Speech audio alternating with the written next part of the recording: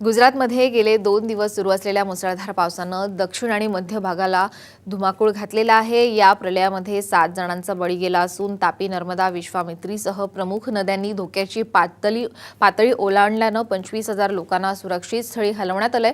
दक्षिण भागातल्या सुरत, बडोद्यासह काही शहरातल्या सखल भागात पाणी शिरलंय। शहरात सदनिका, अपार्टमेंट, बंगले आणि झोपडपट्ट्यांमध्येही पाणी शिरल्यानं नागरिकांची तारांबळ उडाली आहे।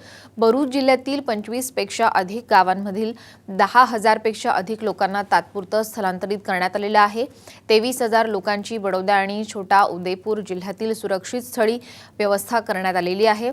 अहमदाबाद मुंबई राष्ट्रीय महामार्गावर भरूच इथं 4 ते 5 फुटांपर्यंत पाणी आल्यामुळे वाहतूकही काही तासांसाठी खोळंबली आहे।